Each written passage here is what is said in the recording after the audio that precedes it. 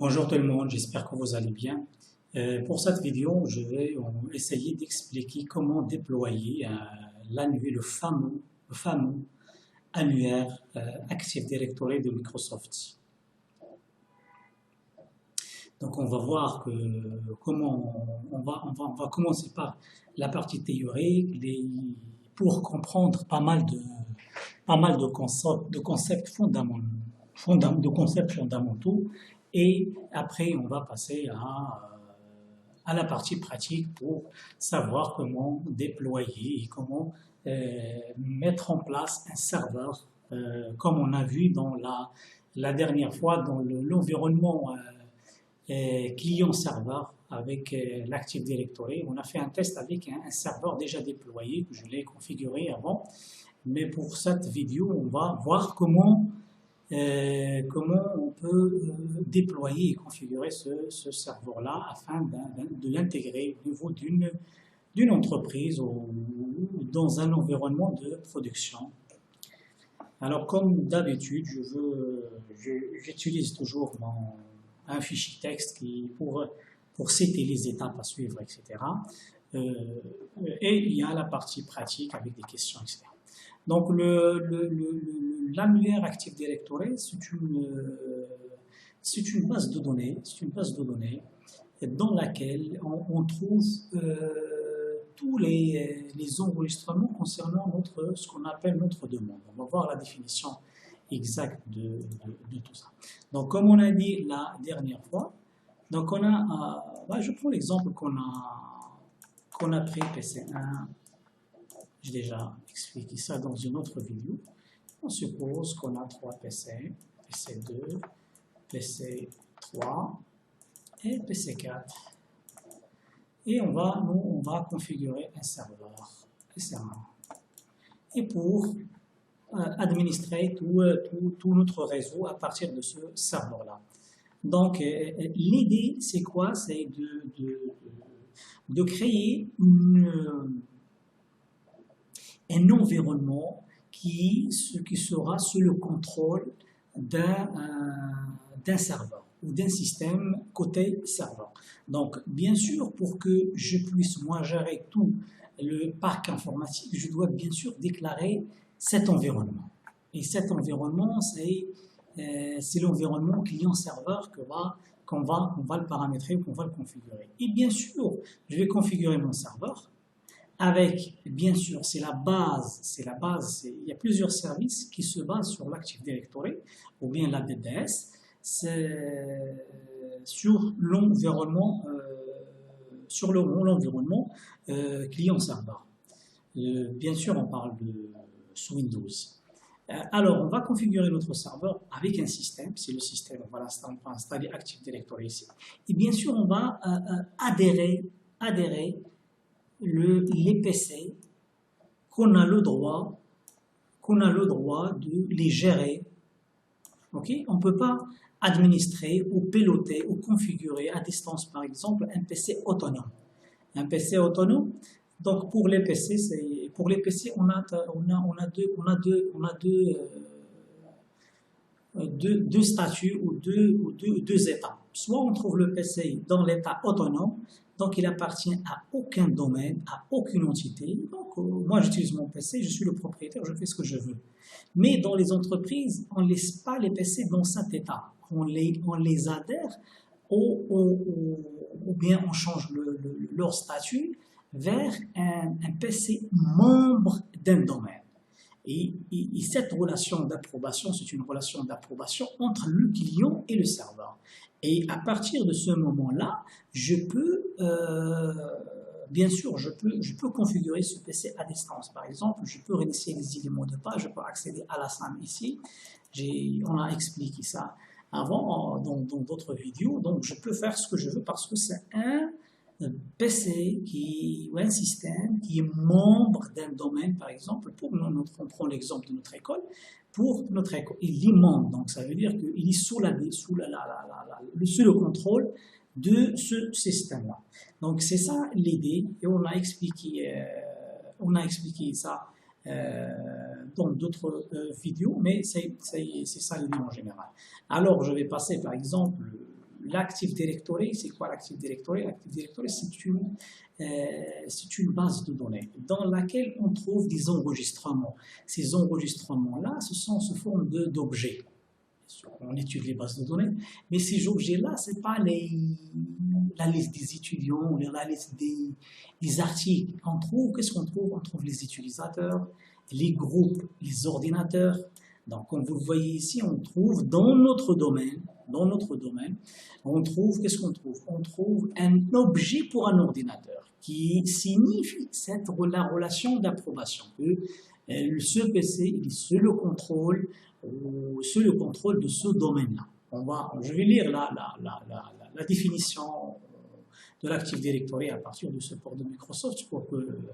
Alors, chaque champ des attributs, par exemple, pour l'utilisateur, on trouve le nom, le prénom, le bureau, numéro de téléphone, etc. Et on trouve des noms de connexion, les SID, les mots de passe, description, etc. Donc, on va voir tout ça en détail, les entités de sécurité, comme les comptes, par exemple, etc. Donc, ça sera la définition. Généralement, on va créer cette base de données ici. Et on va créer les comptes, on va faire tout le paramétrage, il est là. Et les PC, ils vont exploiter ce service-là. Donc, je vais utiliser, comme rappel, je vais utiliser quelques slides de Microsoft. Alors, donc, pourquoi on fait tout ça? En fait, pour une entreprise, etc.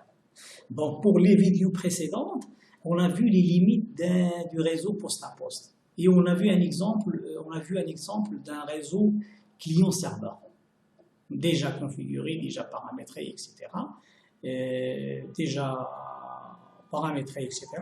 Et on a fait des tests sur cet environnement. Alors, l'essentiel, pourquoi l'objectif, c'est par exemple, Microsoft dit que pour protéger les informations quelconques. Ça veut dire qu'il s'agit de se connecter, de connecter des utilisateurs aux données dont ils ont besoin en toute sécurité. Donc on a ce qu'on appelle l'EDA, l'entité et l'accès. On a l'entité, c'est le compte d'utilisateur, et l'accès, pour l'accès à quoi? À l'accès à une ressource. Une ressource, c'est un dossier partagé, c'est une imprimante connectée. Une imprimante EPIC connectée, c'est une ressource qui a le droit, qui peut imprimer, qui peut gérer l'imprimante, etc. On a les 3 A, j'ai expliqué ça, l'authentification, l'autorisation et l'audit. Et on a la confidentialité, l'intégrité et la fiabilité générale du système. Donc, on veut gérer notre entreprise avec un système qui offre tout ça. Et on se base sur l'Active Directory. L'Active Directory, c'est un système et actuellement, il est le plus utilisé. Il y a l'OpenLDAP, c'est la version, c'est un annuaire LDAP gratuit qu'on déploie sous Linux, mais l'Active Directory domine le marché. Si vous rentrez dans les banques qui utilisent l'Active Directory, des très grandes structures utilisent ce système-là parce qu'il a montré vraiment sa puissance. Donc, il domine, moi, c'est un point de vue personnel, il domine le marché. Microsoft domine le marché avec cet annuaire. Et on trouve, par exemple, sauf les entreprises ou les structures qui ne veulent pas payer les produits Microsoft, ils utilisent par exemple l'OpenLDAP. Ça fonctionne, c'est une autre philosophie de configuration, etc. Donc c'est autre chose, c'est gratuit, etc. Par exemple, on trouve les universités ils n'utilisent pas l'Active Directory, ils utilisent l'OpenLDAP ils ne vont pas payer Microsoft mais les banques, les multinationales, etc. Bon, je vous donne un exemple, par exemple, toutes les banques, on parle de Maroc, toutes les banques utilisent l'Active Directory, et même, je parle des multinationales comme Atos, comme Capgemini, etc., utilisent l'Active Directory, ce sont des multinationales, en développement, etc., mais le système, on trouve l'authentifié parce que ce système il offre un tas d'avantages. Donc, je ne vais pas entrer je ne fais pas la publicité, mais c'est une réalité. C'est un point de vue personnel. Vous pouvez chercher sur Internet et vous pouvez choisir d'autres avis, pas que le mien. Vous êtes libre. Alors, donc, on parle de l'entité et l'accès. Donc, c'est quoi une entité? Une entité, c'est un compte d'utilisateur. Moi, j'ai un compte sur le système, sur l'Active Directory en général. Donc, avec ce compte-là, ce compte-là, bien sûr, il est enregistré dans un magasin d'identité. Donc, c'est dans le cas d'un domaine ou d'un environnement client-serveur, on le trouve dans la base de données d'annuaire. On le trouve dans l'annuaire, et l'annuaire, chez Microsoft, c'est l'Active Directory. Alors, c'est une entité de sécurité présentée de manière unique par l'identificateur, le SID. Comme vous le savez, que le système, par exemple, si je vais créer un compte pour Abdelrahim, le système ne va pas utiliser Abdelrahim pour vérifier les autorisations. Le système, il travaille en arrière-plan avec un code, avec un ID. Le sécurité, le SID, c'est un identificateur de sécurité. Et pour une raison ou pour une autre, si je change moi le nom de l'utilisateur, le système il ne va pas être perturbé. Il utilise le même code généré de façon automatique. Donc on a, pour comprendre plus, on a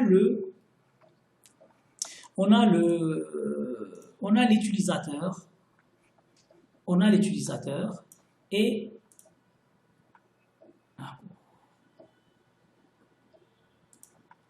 annuler. Ok, pas grave. Okay.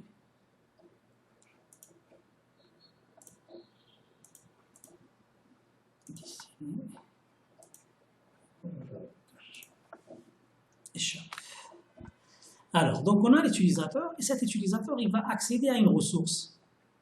Ok, cette ressource c'est un dossier par exemple partagé et ce dossier il est protégé par ce qu'on appelle la DACL.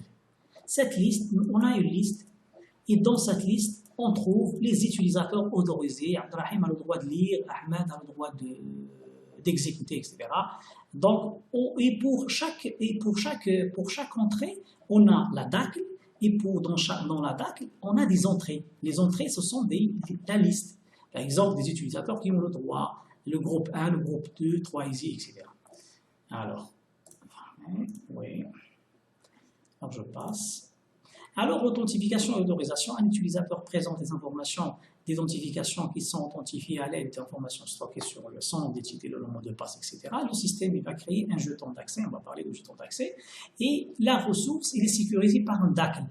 Alors, pour accéder, le système il va comparer est-ce que votre SID il est inclus dans la liste qui protège la ressource. Il va vérifier s'il existe, il va vérifier quel droit. Donc le jeton de sécurité de l'utilisateur est comparé à la liste. Donc le système il va comparer les SID. Je vais l'expliquer autrement. Alors je vais dessiner. Alors, donc on a l'utilisateur. Comment ça? Ouais, on a un utilisateur. Cet utilisateur, il va accéder à un dossier. Ok. Donc cet utilisateur, il va essayer d'accéder. Le système, il va vérifier son SID avec la liste des SID enregistrés dans cette liste. Il faut voir ça en détail dans les TP, etc. En étudiant la sécurité interface sous Windows. Okay. Donc, il va vérifier. Si vous avez, par exemple, juste lecture, il va vous donner l'accès de juste lecture à la ressource. Soit une imprimante, soit dossier, soit autre chose. Alors, donc, qu'est-ce qu'un jeton de sécurité? Donc, comme on a dit qu'au niveau d'un environnement de domaine ou client-serveur, l'utilisateur s'authentifie une seule fois. Donc, à ce moment-là, le système il va récupérer tous les droits de ce compte-là. Ok, il va le stocker, c'est ça le jeton de sécurité. Et après, il va accéder, l'utilisateur il va accéder au dossier partagé, au réseau, il va naviguer. Le système il va utiliser son jeton d'accès. Son jeton, pas le jeton d'accès, désolé, le jeton de sécurité de l'utilisateur. Ok, et avec ce jeton-là, le système il va comparer les droits, etc. L'essentiel, on va voir ça en détail, c'est pour le côté pratique. Alors, l'authentification est le processus de vérifier est-ce que vraiment vous êtes là, l'utilisateur X ou Y, bien sûr, pour protéger, on le protège avec un mot de passe, on peut utiliser une carte magnétique, il y a pas mal, comme dans le cas des cartes guichets, etc. Il y a pas mal de méthodes d'authentification pour donc le plus courant, ce qu'on utilise, on utilise un mot de passe. Donc, deux types d'authentification, j'ai expliqué ça dans les autres vidéos. Donc, on a une session locale, interactive. Ça veut dire, je vais ouvrir une session, je m'assois devant mon PC et je tape le nom de l'utilisateur et mon mot de passe et je vais accéder, je vais voir le bureau, etc. Je peux travailler. Ça, c'est un type, c'est ce qu'on appelle une session locale ou interactive. On a ouverture de session à distance réseau. Moi, je veux accéder au serveur, je vais accéder au serveur à distance, donc le serveur il va demander un utilisateur et un mot de passe pour s'assurer qui est en train d'accéder au serveur. Donc on a deux types, soit local, je vais utiliser la souris et le clavier avec ma session, ou bien si je veux essayer d'accéder à un réseau ou un serveur sur le réseau. Alors, le jeton d'accès, c'est ce que j'ai expliqué tout à l'heure. Le jeton d'accès, c'est un ensemble. C'est par exemple un utilisateur qui appartient à plusieurs groupes. Le système va récupérer le tout, jeton d'accès de l'utilisateur au jeton de sécurité. Et donc, il va le mettre dans un ticket, généralement. Et il va le vérifier, les autorisations avec ce ticket-là, avec ces informations enregistrées. Alors, le descripteur de sécurité des listes, on a chaque ressource, il est protégé par un descripteur. C'est quoi un descripteur de sécurité? Tout simplement, on a ce dossier-là. Ce dossier-là, il est protégé par une liste. Et dans cette liste, vous allez trouver Abdelrahim, par exemple, a le droit de lecture. Ahmed a le droit de modification. Test a le droit de contrôle total. C'était. Et le système, nous, en tant qu'administrateur, on va paramétrer la ressource pour les protéger. Okay? Pour les protéger, on va le paramétrer. Et dès qu'un utilisateur il va essayer, on suppose que l'utilisateur, il n'y a pas Ahmed, test, Moussa. Okay? Moussa, il va essayer d'accéder à ce dossier-là. Donc le système va récupérer son SID, il va le vérifier. Est-ce qu'il existe dans cette liste?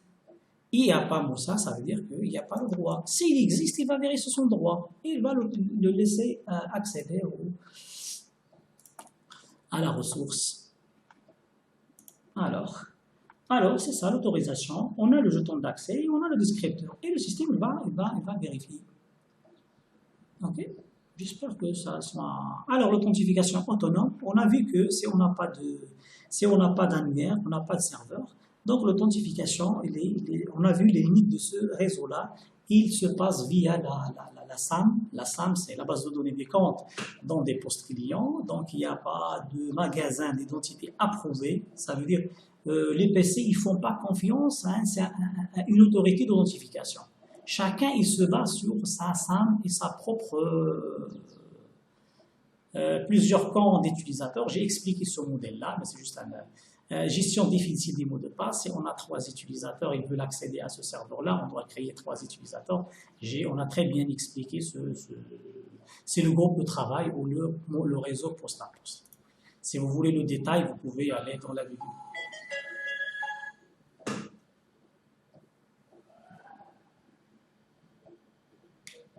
Oui. Oui. Allô? Oui. Ça va? Alhamdulillah.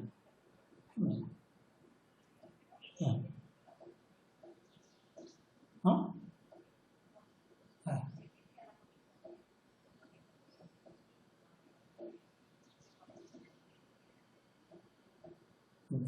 واحد من قبل واحد نقول يصفر وقال هيك.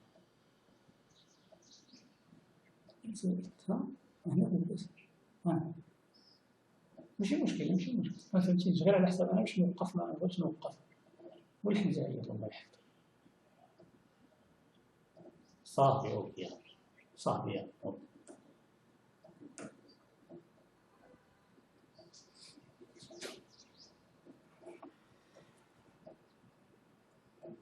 Oui, désolé. alors, on reste un petit peu.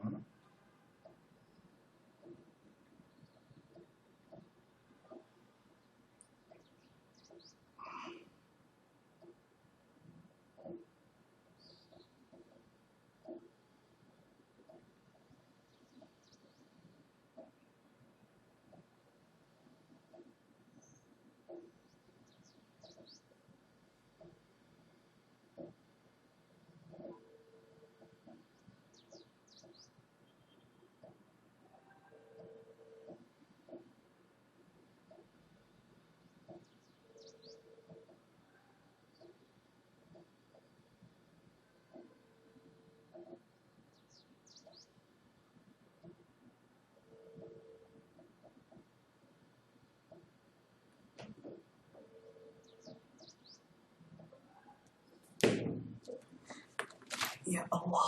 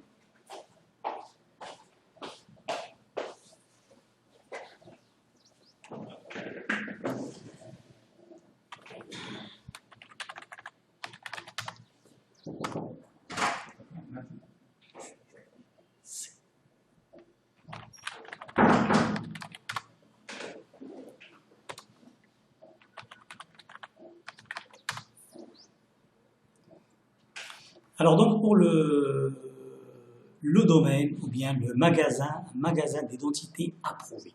Ça veut dire que dans un réseau, on a une autorité d'authentification. Si on veut vérifier l'authenticité d'un utilisateur, on ne va pas vérifier sur les PC clients. Généralement, on contacte directement le serveur et le serveur il va vérifier. Est-ce que c'est vraiment cet utilisateur est approuvé ou non? Donc, un magasin d'identité centralisé et approuvé par tous les membres de domaine. Donc, le tout fait confiance à cette autorité, comme l'autorité nationale. Service d'authentification centralisé, hébergé par un serveur, jouant le rôle d'un contrôleur de domaine. Ok? Donc, le serveur qui héberge cette base de données, on le nomme comme contrôleur de domaine.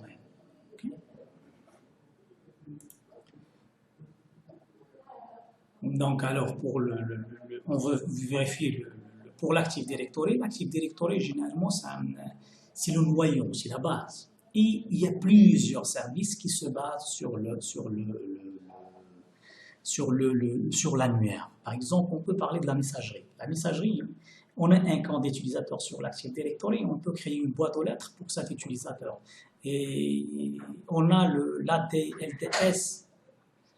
Et il y a d'autres, le centre des certificats, les Right Management Services, il y a pas mal de services qui se basent sur l'Active Directory pour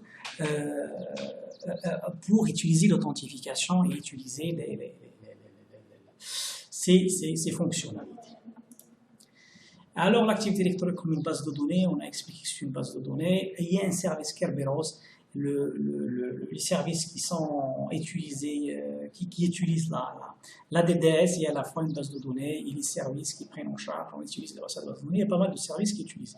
Alors pour accéder à cette base de données, on a des outils Windows, des interfaces de composants, on peut utiliser des API .NET, JavaScript, etc. Et on peut utiliser le protocole LDAP pour interroger notre annuaire. Je ne vais pas entrer dans ce détail-là, c'est parce que j'ai expliqué tout à l'heure l'Active Directory sur une base de données, on les enregistrements, etc. Alors, démonstration, c'est pour après. Donc, on a ce qu'on appelle les unités d'organisation. Les unités d'organisation, alors, donc, comme vous voyez, ça c'est un schéma de mon domaine et je peux organiser comme je veux mes utilisateurs, etc. Je peux mettre les utilisateurs de face dans une unité d'organisation, les utilisateurs de Casa, etc., pour avoir cette architecture, etc. On va étudier tout ça en détail au fur et à mesure. Donc, pour le domaine, il y a ce qu'on appelle la gestion à la base des stratégies. L'Active Directory propose un point unique de gestion de la sécurité de la configuration par stratégie. Ça veut dire, si on va faire tout ça dans d'autres vidéos, si je veux installer des logiciels via l'Active Directory, je peux l'installer d'une façon automatisée et que à partir d'un point central. Et ce point-là, bien sûr, c'est un point de distribution de logiciels, etc. Et les clients, dès qu'un utilisateur ouvre une session, il va trouver les logiciels, etc. Si je veux bloquer le verrouillage, par exemple, si je veux bloquer je vous donne un exemple, par exemple, les mots de passe. Si je veux exiger mes utilisateurs d'utiliser un mot de passe avec 10 caractères et avec la complexité, etc., donc je suis obligé je peux l'utiliser avec ce qu'on appelle les stratégies. On va voir ça. Donc, cette base de données, il est enregistré sur un fichier ntds.dit dans le disque dur, bien sûr, Windows ntds et la base de données. Donc, on a cette base de données, il est répartie sous forme de plusieurs partitions. Ok, on ne va pas rentrer dans le détail. Donc, le domaine, c'est qu'une seule partition dans cette base de données. Et on peut après intégrer le DNS, le système de DNS, donc toute la base de données de DNS, tout ça. Il y a une partition par la configuration, il y a une partie pour le schéma. On va voir le schéma, je pense qu'il y a une slide qui explique ça. Le schéma, c'est la définition de la base de données. La définition de la base de données, c'est quoi? Donc, comme on a une base de données, on a sa définition. Sa définition, les attributs, le modèle de données que vous utilisez dans les bases de données en général. Alors, on a un contrôleur de domaine. C'est quoi un contrôleur de domaine? C'est un serveur qui va stocker ou qui va sauvegarder une copie de la base de données NTDS ou bien ntds.dit. Et on va voir après, ces 6 volts, c'est pour les stratégies de sécurité. La recommandation de Microsoft, c'est la disponibilité au moins de 2 par domaine. On a un en panne, le deuxième, il prend le relais, pour avoir la tolérance au panne. Donc, c'est ça. Alors, un domaine, c'est quoi un domaine? Un domaine est composé d'un ou plusieurs contrôleurs de domaine. Tous les contrôleurs de domaine répliquent le contexte d'appellation de domaine. Par exemple, pour notre école, on peut créer un domaine ISGA. Et ce domaine-là, on va adhérer le tout à ce domaine-là. Les PC, même le matériel d'interconnexion, il y a pas mal de périphériques, etc., pour déclarer que ce PC, il est membre de domaine de ce domaine-là.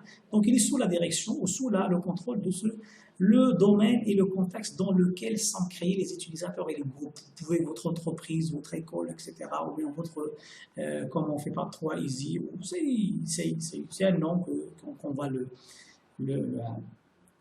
Alors, source d'identité approuvée, tous les contrôleurs peuvent authentifier toute ouverture de session. C'est un serveur, c'est un contrôleur de domaine, et ça, il est arrêté.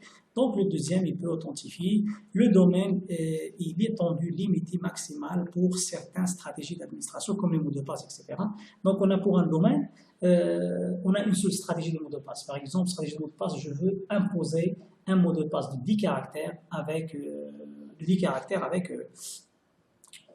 comment dirais-je, avec complexité, et par exemple, je ne peux pas revenir sur un mot de passe que j'ai déjà utilisé, par exemple l'historique, ce qu'on appelle l'historique des mots de passe. Je ne peux pas utiliser les 5 derniers mots de passe que j'ai utilisés. Tout ça, on peut le configurer et on est tranquille. Donc l'utilisateur, il suit la stratégie implémentée au niveau de l'entreprise.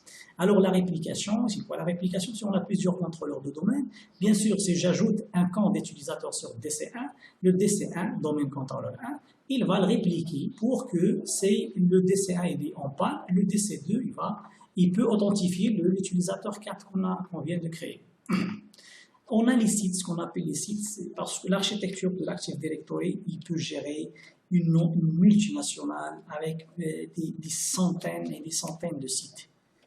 Ok, et donc pour accélérer l'authentification, etc., Donc, il faut mettre des contrôleurs de domaine sur chaque site. Par exemple, si on est à Casa, on met un contrôleur de domaine sur Casa pour que les utilisateurs de Casa contactent le contrôleur de domaine le plus proche. Ok, c'est pour moi, on met tous les serveurs sur Casa, et sur Face, on n'a pas un contrôleur de domaine. Si on a besoin de l'authentification, on va contacter le serveur sur Casa, et ça va prendre du temps. Ok, et c'est pas pratique. Donc, on doit répartir, mettre des serveurs sur chaque site. Alors, on a ce qu'on appelle l'arborescence. L'arborescence, c'est quoi une arborescence? Donc, c'est ça les points forts de l'Active Directory. Donc, on a par exemple, je vais changer ce. Alors qu'on va utiliser par exemple le domaine sga.ma. Mais moi, c'est notre école, il se situe sur plusieurs sites. Au Maroc, par exemple, on a un centre à faire, un centre à Casa et un autre, les différents centres de l'ICGA. Donc, je veux pas créer un seul domaine, on a le choix, un seul domaine, et je peux adhérer tous les utilisateurs, tous les étudiants à un seul domaine. C'est selon la décision de la direction, mais les systèmes offrent la possibilité de répartir. Okay? Par exemple, de dire qu'on a ici, ça c'est la racine. Okay? Et après, je peux tirer un sous-domaine, par exemple fes.isga.ma. Et les utilisateurs et les PC, ils sont dans ce domaine-là. Okay? Et ce domaine-là, je vais par exemple pour le laisser juste pour le contrôle total, pour le contrôler ça d'un point. D'autre point, je peux déléguer la gestion de ce domaine-là à un administrateur. Et cet administrateur, on a par exemple l'administrateur de FES et on a un administrateur par exemple général. Ok? Donc l'administrateur de FES, il est sous le contrôle de l'administrateur global de la forêt. On va voir le concept de la forêt, etc. C'est juste pour vous donner que c'est très important et ça domine le marché dans ce volet-là. Sharp. Alors, j'espère que ça, c'est une arborescence. C'est une suite. Alors, écoutez. Now. Ouais. Alors, c'est bon. Alors, ça le plus important chez Microsoft, donc on peut créer une forêt. Ça veut dire quoi une forêt? C'est un ensemble. Par exemple, je vous donne un exemple. Moi, j'ai le domaine, je gère le domaine isga.ma. On suppose que notre école a acheté une autre école, ou on a un autre. Ok, on peut créer par exemple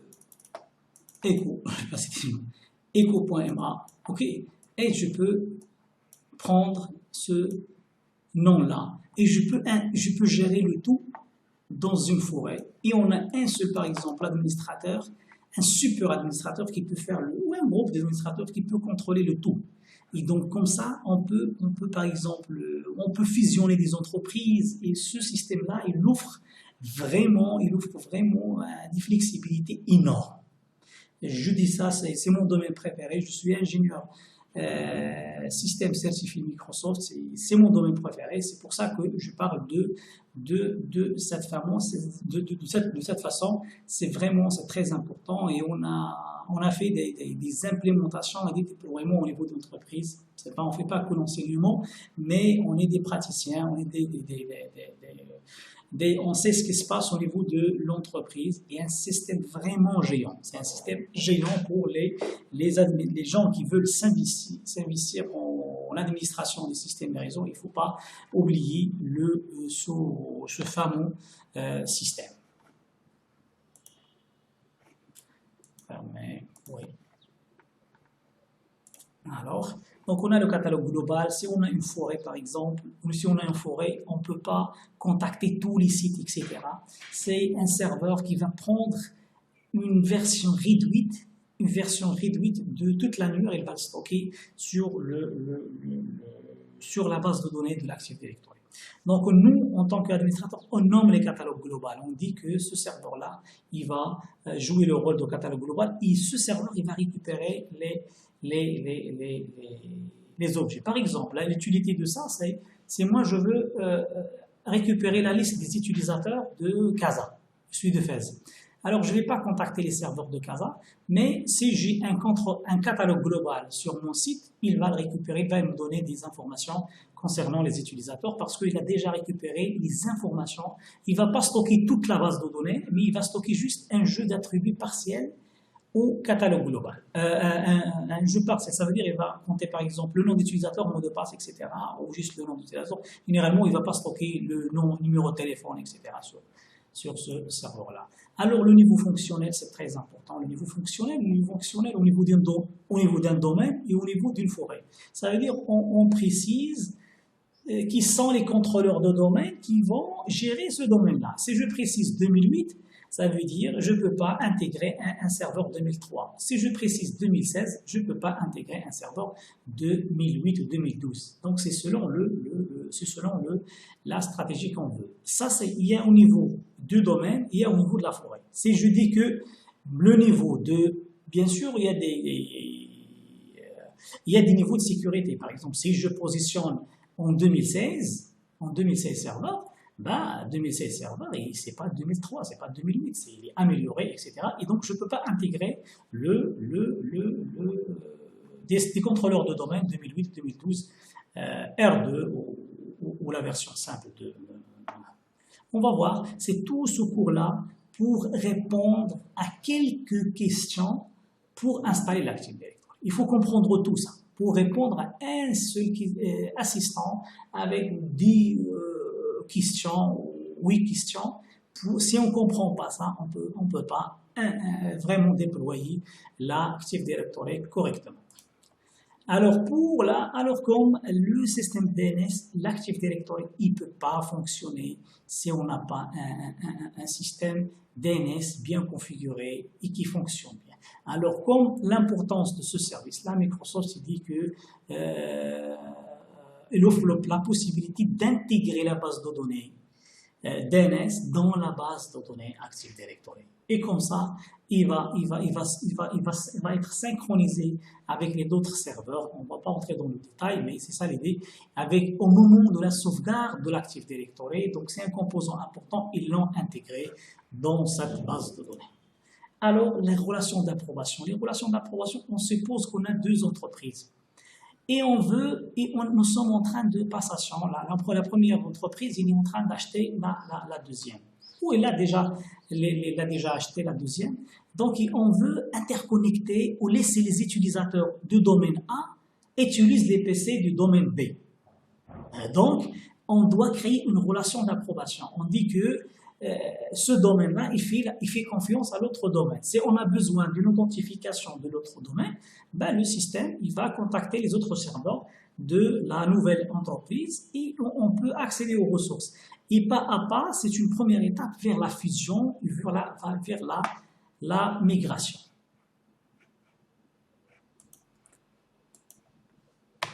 C'est bon, ça c'est ce que je peux partager avec vous concernant la partie théorique. Alors, donc, on va voir maintenant la partie TP. On va voir la partie TP. Une petite seconde.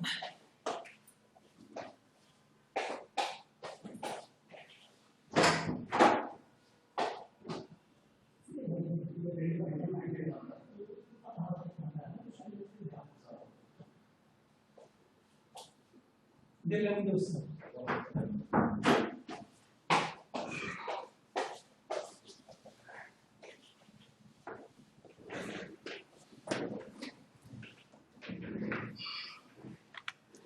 Alors, pour réaliser le TP, c'est quoi ça?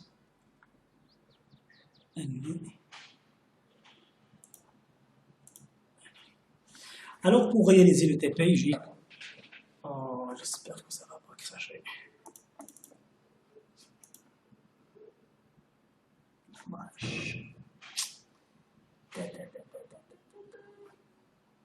Alors, je vais démarrer le serveur.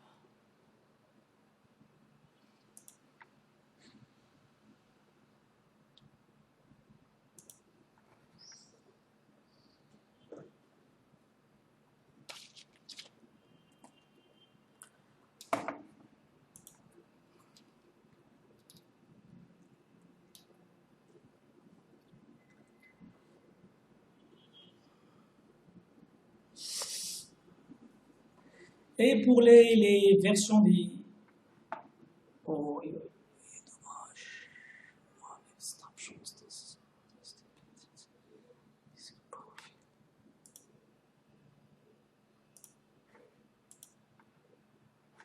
Ouais, désolé, je vais vérifier, mais c'était... En principe, on a libéré assez d'espace. Propriété.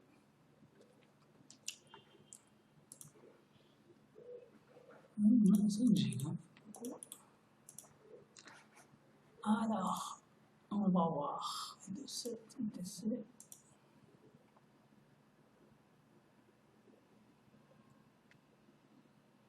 J'espère que ça va fonctionner. Alors pour le système, moi je préfère d'utiliser une version simple et stable. Moi j'utilise avec mes étudiants 2008 R2. Et on va voir comment on peut faire la...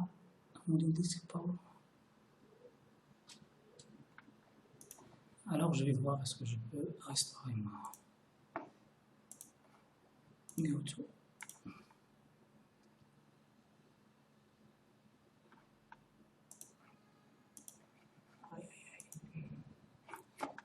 Je vais quitter.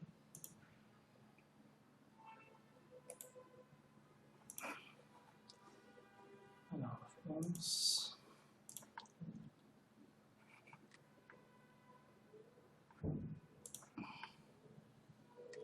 Oui, peut-être c'est un blocage. Ouais, très bien. Alors, donc moi j'utilise Win 2K, Win 2008 R2. C'est un système stable, basique, on apprend avec. Et après, on va intégrer un serveur 2012, on peut intégrer un serveur 2016 ou bien même 2019 pour récupérer toute la base de données Active Directory vers un autre serveur, vers une autre version, et on peut éliminer 2008. Mais les bases, le fondamental reste. Moi, je recommande ça, d'apprendre avec une version basique, et même pour l'interface, moi je le trouve simple. Mais dès qu'on maîtrise les concepts, etc., on peut aller vers n'importe quelle version parce que c'est le fondamental, comme j'ai dit la dernière fois. Alors, je vais revenir vers mon fichier texte. Alors, pour le TP, d'abord, on a un serveur, il faut fixer son adresse IP. Son adresse IP pour fixer l'adresse IP du serveur. Allez, propriété, tac, tac, tac. Alors, j'ai pas besoin de l'IPv6, c'est recommandé de les désactiver. Alors, il faut allumer, tac, tac, tac, tac, tac. Moi, je préfère ce réseau-là. Je sais pas, DNS, on n'a pas besoin. C'est un contrôleur de domaine. Généralement, son DNS, il utilise son adresse. Si on ne renseigne pas ça, le système il va ajouter l'adresse de la boucle locale 127.0.0.0.1 au moment de l'installation de l'Active Directory. Donc l'idée, comme c'est un contrôleur de domaine, on va installer l'Active Directory, on va configurer le DNS parce que l'Active Directory il ne peut pas fonctionner sans DNS. Ok. Alors là, l'autre question. La question, modifier le nom de l'ordinateur. Ok, on doit bien sûr, comme c'est un serveur, on doit attribuer pour changer. Alors je vais même donner plus de mémoire. Il est aussi je donne 4 Go quand même. Je donne 4 Go pour... ok.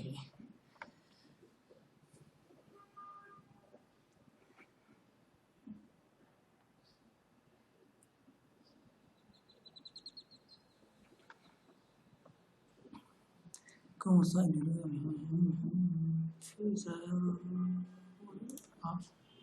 oh.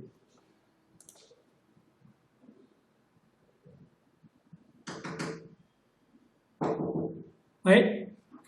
Raël, ça va? J'ai rallonge.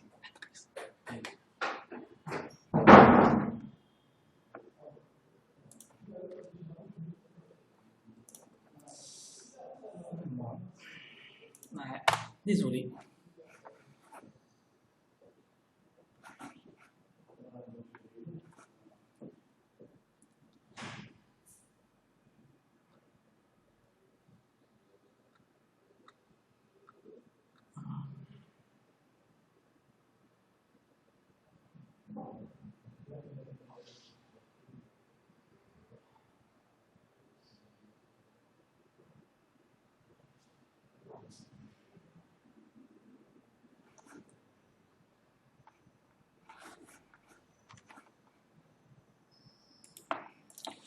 Et j'envoie le Alt CTRL supprimer.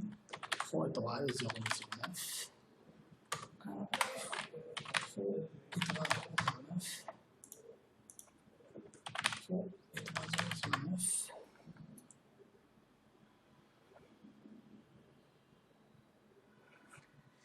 Alors, je vais voir, est-ce que c'est les 4 Go sont ici.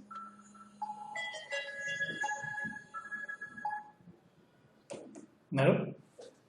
Oui, c'est Abdullah. مزيان. على باس الله يحفظك. صافا الحمد لله. أها.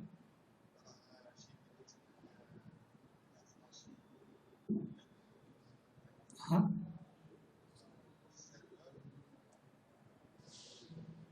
أوكي.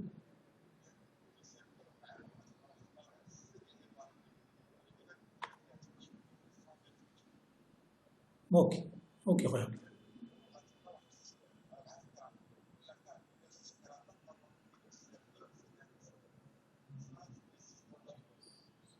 المهم صافي مزيان. اوكي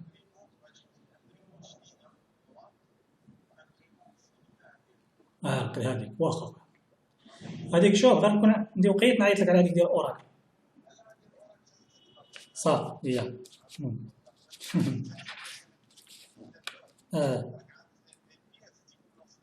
لا باش ترتب عليها.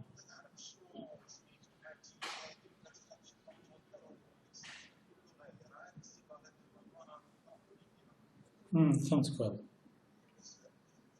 صح. اوكي يا تبارك الله عليك. صافي انا دابا كنت لك ميل يا تبارك الله عليك. نعم. Donc alors, on va vérifier. Tac. C'est 4 Go, très bien. On va changer le nom. On va pas laisser le... C'est un nom générique.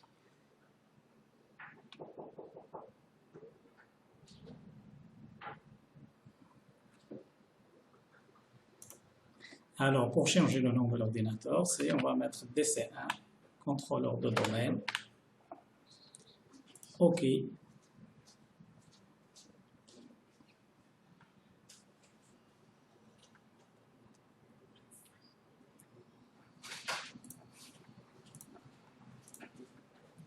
Bah, bien sûr, avec le changement de l'ordinateur, le nom de l'ordinateur, il faut le redémarrer.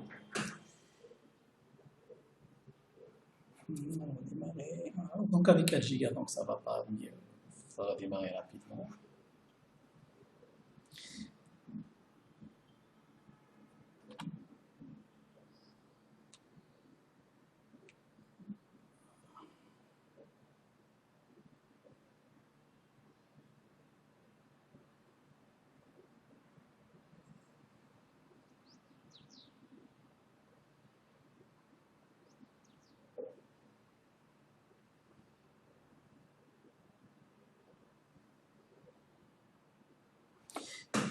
J'envoie Alt CTRL supprimer.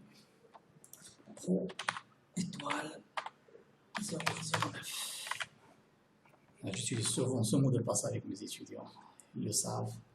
Alors je vais voir le fichier texte. Alors oui, la dernière étape, installer l'Active Directory. Alors pour installer l'Active Directory, il y a pas mal, il y a deux méthodes. Soit je lance directement Windows R DC Promo et le système il va DC c'est domaine controller promouvoir, rendre ce serveur, et un serveur sous Windows a trois statuts. Un serveur autonome comme celui-là, un serveur membre de domaine et un serveur contrôleur de domaine. Ok, ça c'est un serveur autonome et c'est un serveur autonome. Maintenant, je vais le promouvoir pour qu'il héberge une base de données Active Directory pour gérer un domaine. Il va devenir un contrôleur de domaine. Alors, soit j'utilise ça, je lance ça, ou bien je peux aller passer par le gestionnaire de... Alors, le gestionnaire, ouais, ajouter des rôles. Et je peux ajouter des rôles, aller suivant, etc. On a le choix. On a le choix. Comme c'est DC Promo directement, je pense avec 2012. Avec 2012, ça passe pas. Microsoft, on peut utiliser l'assistant via ajouter des rôles ou bien ajouter des fonctionnalités si on a besoin d'une fonctionnalité. Alors, la configuration initiale.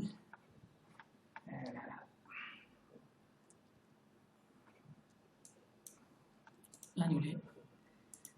Alors, je dis ça, c'est sous 2008, moi j'utilise l'assistant directement, tac, tac, tac, c'est rapide, avec l'ajout des rôles. C'est pour se familiariser avec les 2012 R2 ou 2016. Généralement, on utilise cette interface. J'attends le lancement de l'assistant d'installation de l'Active Directory et après, on va voir comment ajouter avec l'ajout des rôles. C'est la même chose. Les deux méthodes, ils mènent vers la même résultat. C'est l'essentiel, c'est de lancer cet assistant et l'assistant, tout le cours, toute la partie théorique qu'on a discuté, que j'ai expliqué, c'est pour répondre aux questions de cet assistant. Quelqu'un qui n'a pas assez qui n'a pas les concepts et qui n'a pas compris les concepts discuter dans la partie théorique en général. Donc, c'est un assistant, vous pouvez aller suivant, mais on ne comprend pas ce qui se passe. On n'a pas une base théorique qui file la philosophie de l'Active Directory. Alors, c'est suivant. Alors, le contrôleur de domaine, la compatibilité, etc. Oui. Alors, qu'est-ce que vous voulez créer? Est-ce que vous avez déjà une forêt existante et tu veux ajouter un domaine par exemple, ajouter un contrôleur de domaine à un domaine existant, ou bien créer un nouveau domaine dans une forêt. Donc pour nous, on n'a pas de forêt existante, on va créer un domaine dans une nouvelle forêt. Suivant, alors on peut utiliser ça, et ce .lan. On va voir c'est pourquoi .lan n'est pas .ma, c'est pour la présence sur le web, on peut cacher ce domaine-là, c'est pour gérer le bac en interne, et le .ma, c'est la vitrine, le site, etc. On va détailler ça pour après. Donc, le moment où on va expliquer le DMZ, etc. et pour comment Alors, c'est le niveau fonctionnel de la forêt. Ok, le niveau fonctionnel de la forêt, ça veut dire que, est-ce que je peux, dans ma forêt, je peux intégrer des contrôleurs de domaine 2003. Et je peux choisir, c'est un choix. Je peux préciser ce que je veux. Comme vous le voyez, on a 2000, 2003, 2008 et 2008 R2. C'est une version majeure. C'est une version, je pense, en 2010. C'est comme les services PAC. Le R2, c'est comme les services PAC. Donc, moi, je ne vais pas toucher tout ça. C'est par défaut. Mais l'essentiel, si vous comprenez en entreprise, si vous voulez la sécurité, etc., là, il faut élever le niveau fonctionnel. Et on a le niveau fonctionnel du domaine. Suivant.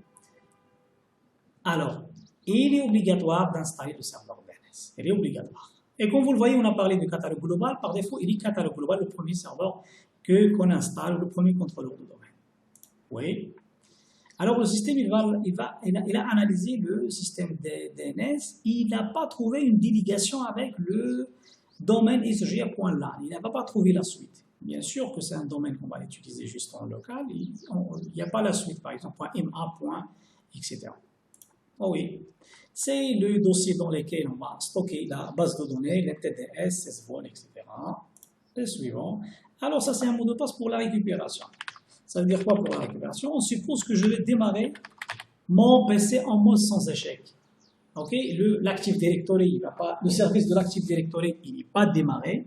Donc je peux utiliser cette route de secours pour faire la maintenance même de la base de données Active Directory. Ok, donc j'ai besoin d'un accès. Le mot de passe de l'admin c'est le mot de passe de l'admin de l'Active Directory, il n'est pas opérationnel parce que le service Active Directory ne fonctionne pas en mode sans échec. C'est juste un exemple. Ou bien il y a un mode de la maintenance de l'Active Directory. Donc pour accéder à ce mode-là, il faut utiliser ce mot de passe-là. Et après, c'est on veut pour la restauration du service annuaire, etc. C'est on dément, on dégrade le serveur pour revenir un serveur. On supprime l'Active Directory de ce contrôleur de domaine pour qu'il devienne un serveur membre. Ben, on va utiliser ce mot de passe-là qui va être restauré dans la salle. Donc c'est ça l'idée, c'est un mot de passe pour la restauration de l'annuaire. C'est ce que vous devez capter. Alors je peux exporter les paramétrages vers un fichier et si je veux l'installer, par exemple, je peux exporter un fichier sur le bureau. Par exemple, SGA.lan. OK. Elle est exportée, elle est là. Et je peux l'utiliser par la suite. Qu'est-ce que je fais? C'est ça, DC install, etc. Là, il faudrait que je veux tout le paramétrage, elle est comme ça. Et je peux, moi, préparer, lancer une installation silencieuse de l'Active Directory avec ce fichier-là. Alors, suivant, le système, il va commencer de créer là, notre annuaire. On va attendre un petit peu, il va redémarrer. Et comme ça, on trouve que comme vous le voyez, tout ce qu'on a discuté, c'est juste pour répondre à ce genre de questions. Alors, donc après l'installation, on va vérifier la bonne installation, l'état d'installation. Ok, on attend un petit peu. J'espère que ça ne va pas prendre de temps avec 4 Go de RAM, c'est ce que je souhaite. Et j'espère que ce partage soit complet et soit utile pour tous les informaticiens, pas que juste nos étudiants. On veut que toute l'humanité profite tout le monde profite des connaissances des autres pour s'enrichir. Et comme vous le savez, on parle un petit peu en attendant, comme vous le savez que le domaine de l'IT, il est trop vaste et on ne peut pas le maîtriser au coin. Il faut ce partage-là, il faut redémarrer, ouais, très bien. Il faut partager, il faut voir avec parce que c'est un domaine que je parle de mon expérience en tant qu'informaticien depuis 2004. Et quand même, c'est un domaine on choisit pas bien la bonne méthode d'apprentissage, de mise à jour, comment je vais rester connecté, etc. Donc, ça sera difficile de rester à jour. C'est par expérience. Et c'est pour ça que l'idée de la chaîne YouTube, c'est pour ce partage-là. Et pour la chaîne YouTube, comme je vais parler de la chaîne, la première, on aura 2 volets. La première partie, c'est je suis en train de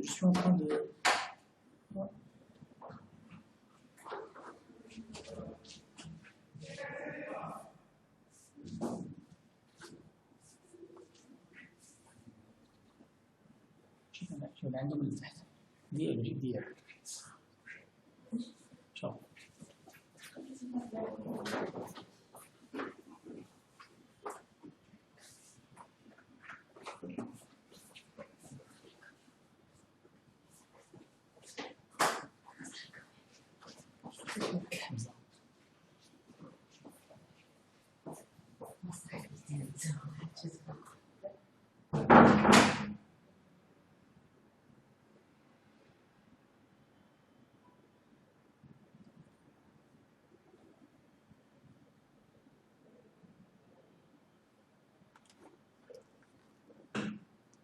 Donc la première partie, le volet qu'on utilise, je suis en train d'enregistrer tous mes TP que je fais avec mes étudiants de la 2e année jusqu'au master.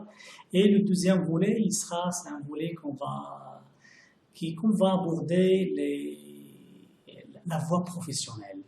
Ok, donc on va passer à un autre niveau et avec ce niveau-là, on va rester à jour et qu'on va partager pas mal de choses et surtout là, pour le volet de la certification, comme vous le savez que pour valider des connaissances et des compétences au monde professionnel, il exige des certificats, etc. Donc le deuxième volet au niveau de la chaîne YouTube, ça va aborder tout ce qui est professionnel et expertise. Et on va s'éloigner un petit peu du cadre académique et on va aborder ce qu'on fait en entreprise. Donc, ça, ce que j'essaye, moi, de partager avec mes étudiants, ils le savent, j'essaie de mettre l'étudiant dans un contexte qu'on fait ça, parce qu'on le fait nous-mêmes, on le fait, on ne fait pas que l'enseignement, mais on implémente ça au niveau de chez les entreprises qui, alors, étoile 009. Généralement, après l'installation de l'activité électronique, le système il vous demande de changer le mot de passe pour des raisons de sécurité. Alors, je vais utiliser juste le P majuscule, P étoile 009, P étoile 009. Ouais.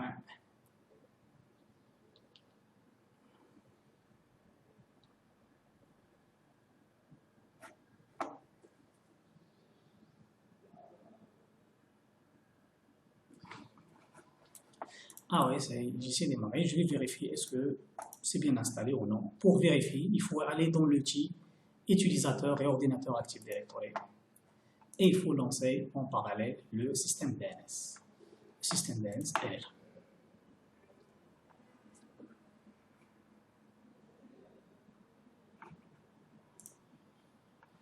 Alors, donc ça c'est le DNS et ça c'est l'Active Directory. Alors pour l'Active Directory, comme vous voyez, on a notre domaine. Et dans le domaine, on a pas mal de dossiers, etc. Les utilisateurs par défaut, les contrôleurs de domaine, comme vous le voyez. Mais les ordinateurs, on n'a aucun ordinateur. On a le contrôleur de domaine. On a un seul contrôleur de domaine. Le tout, il est matérialisé sous forme d'objet au niveau de cette base de données. Après, on va voir qu'on va ajouter, adhérer un PC, un ordinateur, un autre domaine, on va trouver son compte au niveau de l'Active Directory. Les utilisateurs, on a l'administrateur, les administrateurs de l'entreprise, les groupes prédéfinis. C'est ça, si vous arrivez à voir cette liste, ça veut dire que c'est bien configuré, c'est bien installé. Alors pour le DNS, si vous ne trouvez pas ça, ça ne fonctionnera jamais, mes amis. Okay? Il faut, parce qu'il y a un tas d'informations, etc. On va étudier en détail le DNS. Il y a un tas le système, comment il va trouver, ici il passe par là, le DC, et comme vous le voyez, il va trouver qui gère ce domaine-là. Et qui gère ce domaine-là, c'est le DC1. Le DC1. Donc tout ce système-là, il fonctionne, il peut pas, l'Active Directory ne peut pas fonctionner sur ça. Et on a des informations concernant les services. On a le domaine, c'est le code de domaine, qui gère ce domaine, c'est l'LDAP. Alors, je vais prendre ça, l'LDAP, double-clic, et vous allez trouver pas mal d'informations. Ce service-là, c'est le DC1, etc. Donc, c'est juste pour vous souligner l'importance du DNS. Si ça ne fonctionne pas, ça ne fonctionnera jamais, c'est un problème de DNS. Alors, je pense que c'est bon. Alors, c'est bon, c'est fonctionnel. Alors, créer un compte. On va créer un compte, plus,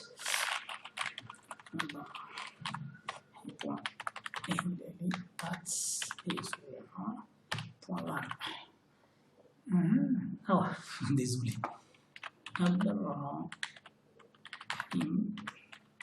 Le nom c'est Hilary.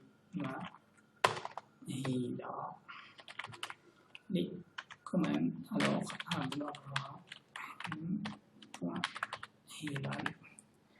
alors, hashtag, ok, pro étoile 009, pro étoile 009. Alors, je ne vais pas demander, il y a des informations concernant les mots de passe, je ne vais pas.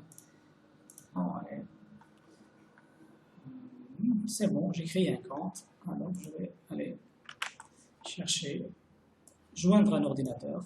Alors, on a fait ça dans l'autre, même pas grave. Je vais démarrer cette machine. Je vais démarrer cette machine Windows. Oh.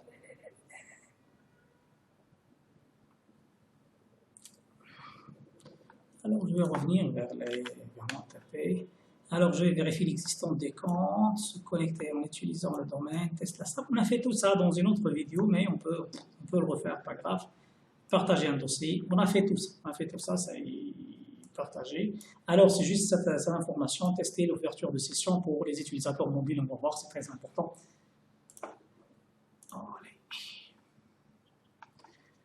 Alors, on va faire, non, je vais démarrer cette Windows. Je vais revenir vers Snapshots. OK. Go to.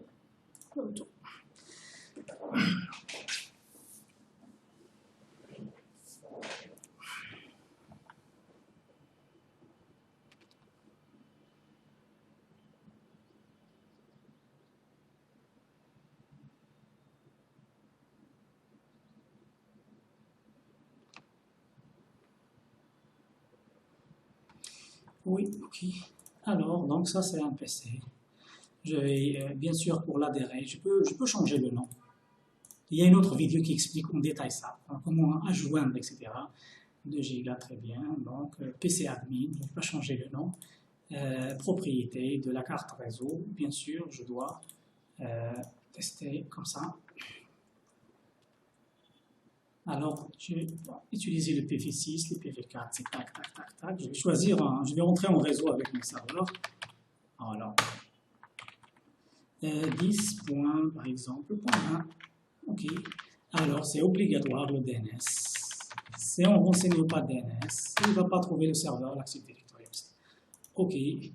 Alors, après ça, je vais essayer de pinguer sur le serveur. Je vais voir. 250. Ah oui, ça passe. Ça passe, mais ça passe comment? Ah, ça passe parce que c'est, je pense, les deux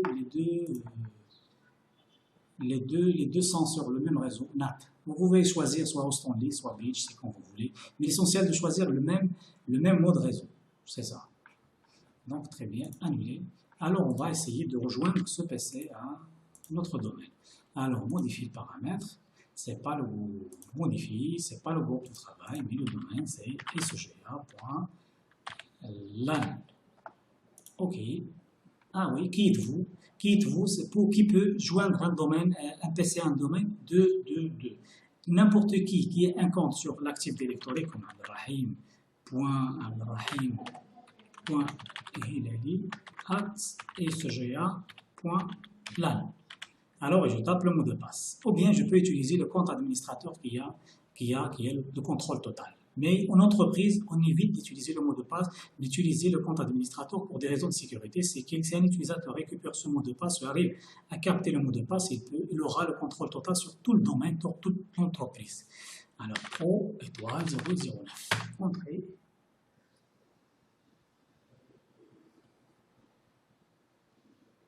Alors, il est en train de... Oui, très bien.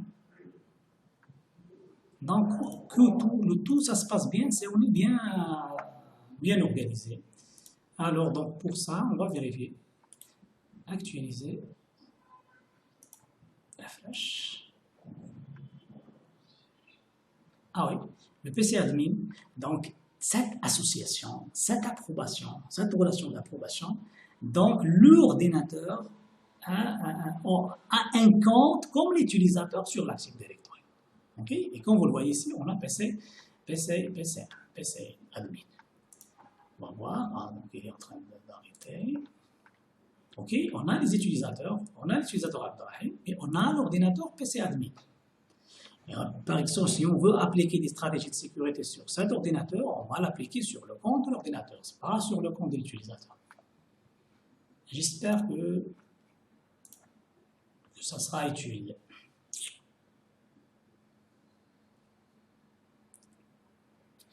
Alors maintenant le DNS, on va détailler tout ça après pour chacun. C'est l'Active Directory. Moi je trouve cette interface agréable, simple, lisible, etc. Si vous utilisez vous utilisez 2012 avec le centre d'administration activé. Oui, moi, je le trouve vraiment pas. Même sur 2012, moi, j'utilise cette interface et je le recommande. Mais bien sûr, il faut utiliser l'autre pour ne pas être dépassé. Il se peut que Microsoft, après certain temps, il supprime carrément cette interface. C'est pour imposer les nouvelles générations d'administration des systèmes avec lesquels on administre les systèmes. Alors,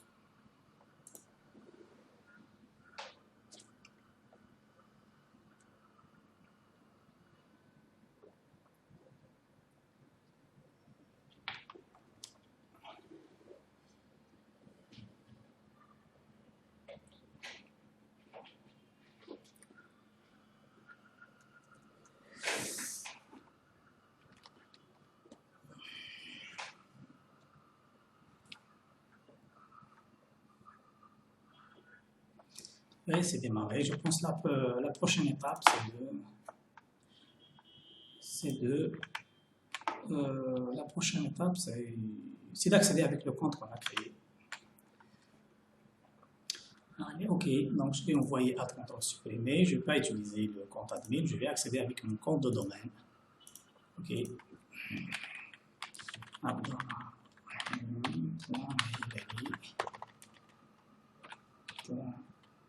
Je peux utiliser. Donc, comme vous le voyez ici, je vais me connecter à ISGR. Okay? Ou bien, si je veux vraiment préciser ISGR.LAN, je donne le chemin complet, pro étoile 009. Je rentre. Ça, c'est un compte. Bien sûr, le mot de passe, il est enregistré sur le serveur, etc. Et je peux utiliser cette machine en tant que client. J'utilise Windows 7, c'est de préférence pour faire des tests parce que l'ouverture de session, ça prend beaucoup de temps avec Windows 10. Avec la configuration de profil, etc. Mais avec Windows 10, avec Windows 7, c'est plus ou moins, ça passe.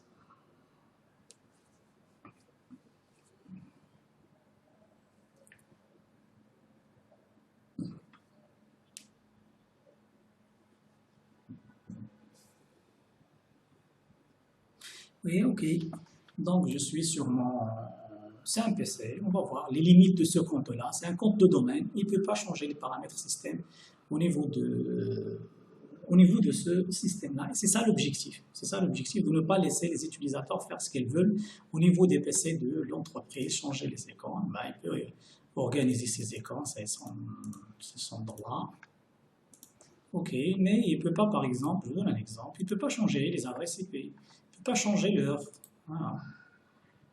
Ajuster, il est où ajuster l'heure, ajuster. Alors, modifier l'office orange, je ne sais pas. Modifier. Changer la date, l'heure. Ah oui, qui êtes-vous? Vous n'avez pas le droit. Mais comme ça, on est tranquille sur le PC sur le système de l'entreprise en général. Donc, il va travailler, il fait comptabilité, il fait la comptabilité. Je vais essayer d'accéder à mon serveur. Anti/, DC1. Ou bien je peux utiliser son adresse anti/, DC1. Ouais. Il n'y a aucun partage, etc. On a détaillé ça, c'est pas l'objectif. Donc l'essentiel, c'est que il y a d'autres vidéos qui détaillent pas mal de choses. Moi, juste, j'ai ajouté Alors, il y a une information très importante. On suppose que c'est un PC portable. Ok, c'est un PC portable. Et on va le prendre chez nous. Et est-ce qu'on peut utiliser le mot de passe du compte de domaine? Donc, on va simuler que c'est un PC